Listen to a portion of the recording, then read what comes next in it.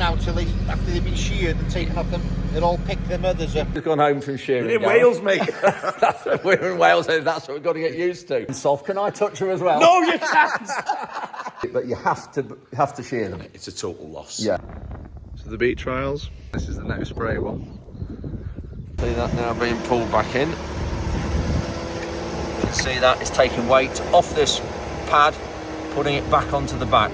I've just dropped Rhonda off at Port Merion, which is an Italian-style village here in Wales, and I'm just now on the beach with Nala and Frankie at Cricketh. Just going to head up now to Snowdonia to meet Gareth Wynne-Jones, good pal of mine. Some of you know Gareth, he's on social media a lot, doing a great job promoting food and farming, and I'm just going up to him because he's shearing today. Whether he'll got it all done when I get there, I'm not sure, so I'm heading up that way, which is about an hour's drive. Well, I've arrived at Gareth's. The sea is just over those trees, you can't see it. I'll go and see if I can find him. So I've just missed the shearing. They've all finished now putting it down. This is the fleeces are all wrapped up here. There's a fleece here. We'll have a word with Gareth in a minute and get the few facts and figures from him. So these have been sheared, but they haven't been dipped yet. They're going through the dip across there. That's the last lot. There they are, going into the dip.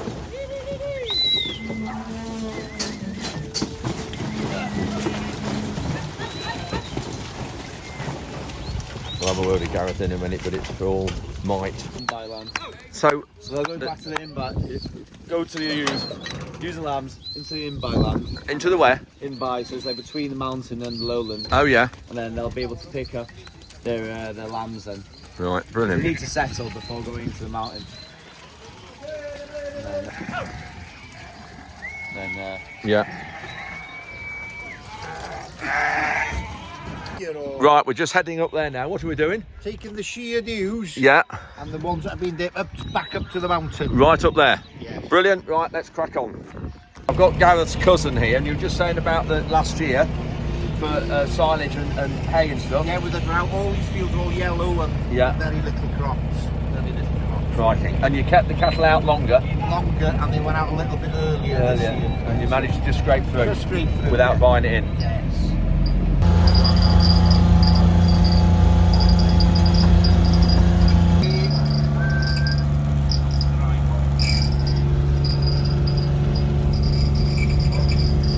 There we go. So we're going to get round the back of them. Yeah, and I'll pull her in now to the left. That whistle is left. Crikey. Come by. I'll pull her back to the right now. Wee, Look at that. wee. Wee, mate. See if I can stop her now. Right down. Right down. Wee. There's Gareth on the quad. She's only 2.5. Is that all it is? Gosh, she's a good dog, isn't she?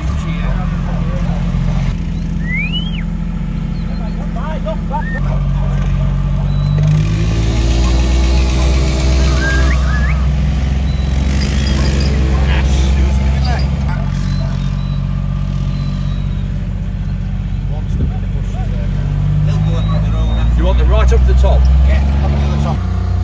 Feel the light first. No.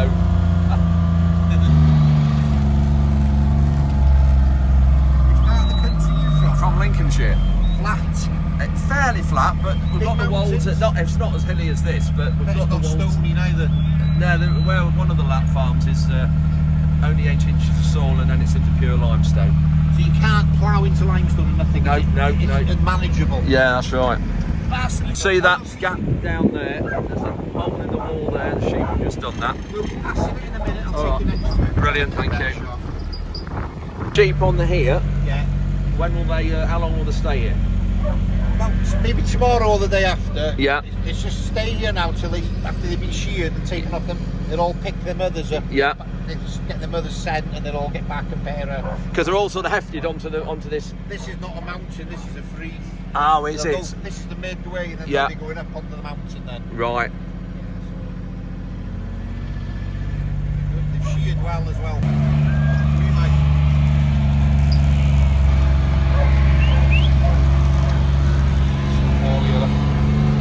So they've just knocked this down. Yeah, just knocked that down now. Look at that. A couple of hours work. Is that a couple of hours putting that back?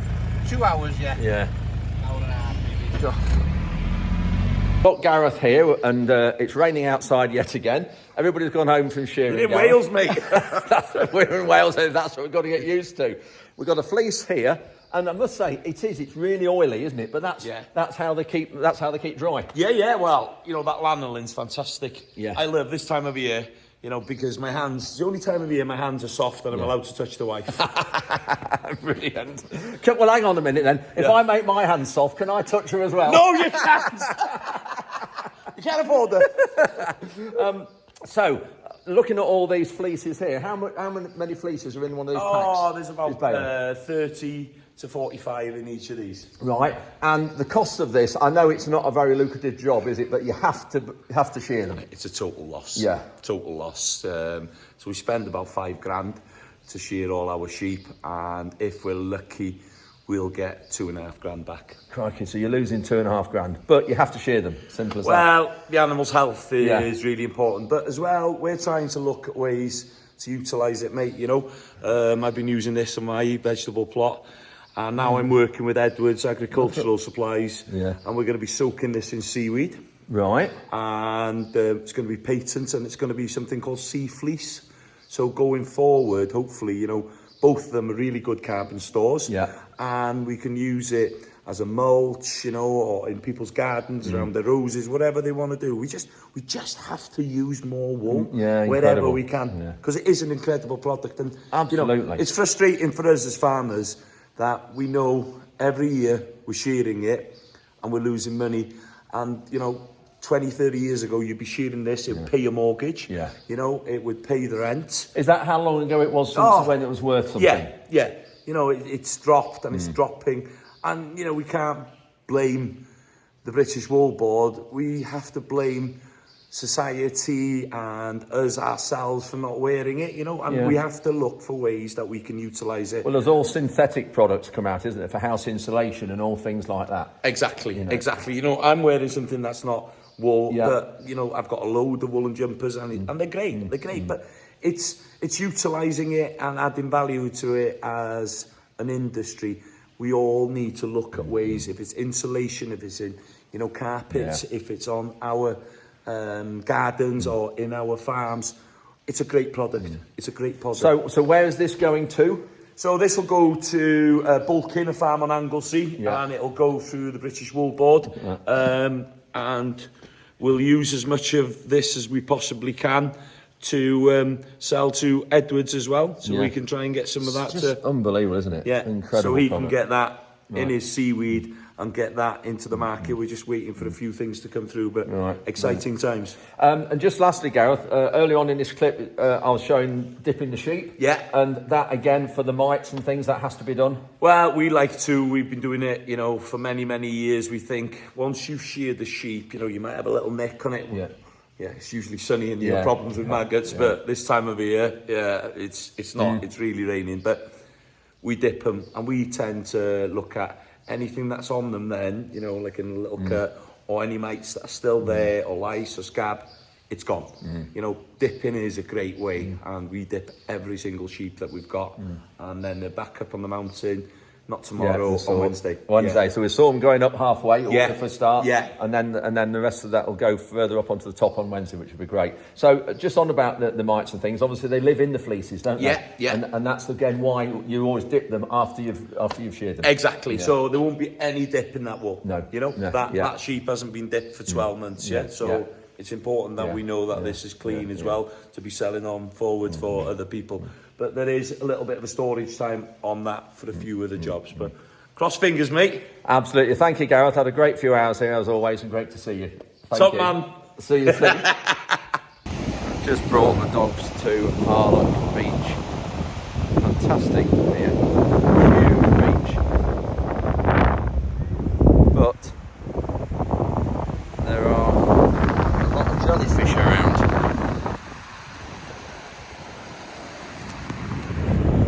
There's one. whole load just up here. The smaller one there.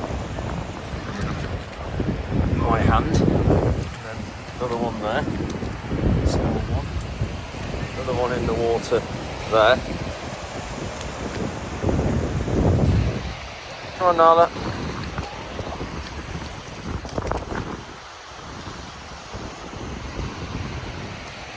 Another one there, another one here. And its tentacles. Yuck. Yuck. Just got off the beach and heading back to the car park. And fantastic view here. Got Harlech Castle just through there.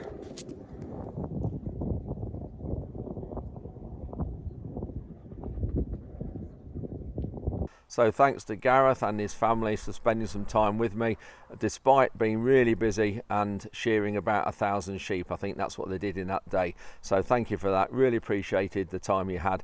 Just a pity I missed the shearing action, but I was just a bit delayed. Anyway, work still carries on back on the farm in Lincolnshire. And if you remember, some of you, we've got a herbicide trial on sugar beet going on. Well, Tom did this little recording for me. Thanks, Tom, for this, to show the progress of the sugar beet and how the weeds are now massively impacting on the growth of the sugar beet. So the beet trials, and this is the no spray one.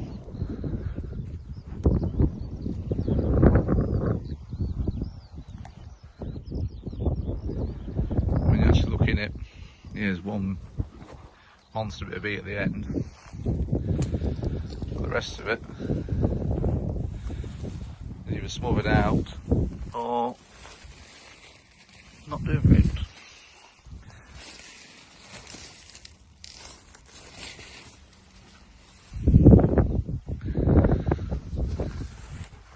And which one's this one is? It's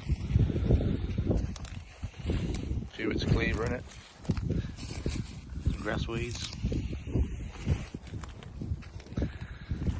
This one with a lot of cleaver in it. So you can see up the field. Guessing they're no spray zones again. Compared to the others, our field. Again, cleavers.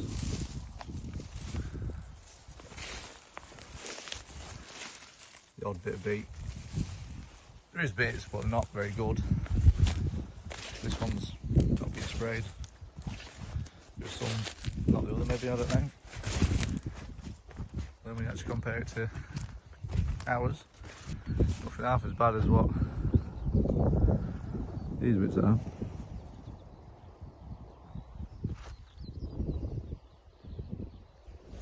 So thanks, Tom, for that. You can just see the massive impact the weeds have on sugar beet and why we need to spray them with herbicides to make the most of the crop and get the most return. Anyway, one other clip I haven't shown you. If you remember when we got the new Manitou forklift 2 or 3 months ago, we had Bridgestone tyres come out. Steve came from Bridgestone tyres to help set the forklift up and all the tyres. I've got some clips of that showing how we adjust the tyre pressures. Now, it's important to get the right tyre pressures in relation to the weight. So what we're going to do now, we've got some pressure pads, weighing pads under the wheels of the Manitou. I've got Steve here from Bridgestone tyres that we'll ask him a minute how Firestone and Bridgestone are linked. I think Bridgestone bought Firestone, so we're going to do this and check the weights and see how when you push the boom out of the Manitou, how it takes the weight from the back to the front, and you can see how it changes the weight and the weight transfer. Then we'll put it on the weigh bridge and get the right tyre pressures for the right weight on each wheel. So we're just going to show you now on these weigh pads what it does. So when it's, the boom at the minute is fully in, and on the front axle is just over 2 tons. So 2.06 tons on the front, and the rear axle has 2.42 tons. So, all right, James, just push the boom out. Just so we're pushing that out. Just go steady. There you are. Taking weight off the back. So it's lost over a ton. It was 2.4, so it's lost 1.3 tons nearly. And there we are with the mass stuck right out, and it's added is 2.02. So it's added that weight to the front. 1.3 tonnes nearly on the front. Pull it, thanks James, pull it back. See that now being pulled back in. You can see that it's taking weight off this pad, putting it back onto the back. That's it. So you can see why when the boom is fully out, even without a load on the forks, it's lifting this back axle up, so it's making the machine unstable. So you have to, that's why you have to be very careful. There's all load sensors and bleepers in the cab that tells you when you get into your safe limit. I'm just going to get a bucket of grain on, because that's the heaviest we hold on here, to just check the axle weights, and they're just loading the old one up. It's going in a minute. So these weigh pads, Steve was just saying that they each one weighs 10 tonnes and they cost £6,000 each. Steve's just talking to Tom and about tyres. These bars here, what we want to see is that rim there wearing off as much as that rim, as much as that rim, so we know we've got a nice even footprint on the ground. Good traction, good life, good wear, everything. And also another good marker here is, see the number there, 500 and the 24. During the first 50, 100 hours, we want to make sure the 5 is wearing equally as the 4. And if it's wearing evenly like that, you know you've got full surface contact on it, rather than it being overinflated and we're wearing the middles out, these are still good. So I've got Steve here from Bridgestone. Steve, just on about, I just mentioned earlier on about Bridgestone and Firestone. Did Bridgestone buy Firestone? Yeah, that's right. Yeah, that's what happened. So the Bridgestone Corporation. Okay. Firestone is the brand. Right. So these tyres, we've got these. You'll just see these blocky type tyres here. Do more forklifts tend to have these on now than before? Yeah, we are seeing more and more now this industrial block pattern, certainly with your good cells where you're on hard standing. Yeah, for sure. Yeah. And we know that they are harder wearing, aren't they? Yeah, much harder How wearing. much percentage do you get? You get nearly on this to an open centre, probably around about towards double. Crikey. Yeah. Yeah. There's so much more rubber, as you can see there, than what there would be in open centre pattern on hard standing. Yeah, you can see there isn't the gaps between the lugs. A lot more rubber on the floor, isn't there? A lot more rubber on the floor. We've done the weights and everything, and we just wanted to just see now what pressures we need in these tyres, because of course it's important we do the weight into do the exercise. Yeah, without a shadow of a doubt. If you want performance, you want tyre life, and we want safety, which is key, that's what we've got to do. So we've done the weigh off exercise under the worst case scenarios, and that's what we've done now onto our app there, and we found out the pressures. So this is the app, Steve, as you've got on your phone. So just go through it, please, Steve. We'll say we want. So which were we going to do? 5 tonnes, was it? Yeah, 5 tonnes were the worst case scenario. So we scroll up here to the 5 tonne, and that's now highlighted. Yeah. And then depending on what speed we're going to operate at, gives you underneath there the pressures. 2.5. So just going back to these tyres then, Steve, we've got the numbers on the side here. I know what they are and you do, but just explain what they are. This tyre, we've got a 500 by 70 R24. So what do the numbers mean? Yeah, so the numbers, and you've obviously got the larger tyre here. The common one is a 460 70/24, but you've gone with the 500, very, very good tyre. So the 500 is the width of the tyre, so that's 500 there. That's 500 millimetres across the tread of the tyre. And then the 70, that's what they call the aspect ratio, and it's the percentage of the 500, and it's from the lug top down to the rim, and it's that distance there that you're taking in. 70% of 500. 70% of 500 is that, and then the R24, R means radius or radial construction as opposed to a biased cross-ply tyre, so it's a radial, it's latest technology. So the radial construct, that means it's a softer type of tyre, it's not so rigid. It's a more squarer constructed tyre, so whereas a cross-ply tyre would be more curved, more rounded, this is more flat and sidewalls straight, so you've got more stability in that respect, and a flatter footprint as you'll encounter as you go on. And then obviously the 24, that is the hole in the middle. So that is, that's 24 inches. That's from B to B diagonally. That's the rim diameter from there across to there. So that's it for this midweek update from Wales. Hope you've enjoyed that. Bit of a different theme to it. Thanks very much for watching. Tomorrow we are going on a steam train from Porthmadog to Carnarvon through all the mountains and the hills and some lowland as well, and up through Snowdonia. So I'll have some footage of that on Sunday. So thanks very much for watching, and we'll see you at the weekend.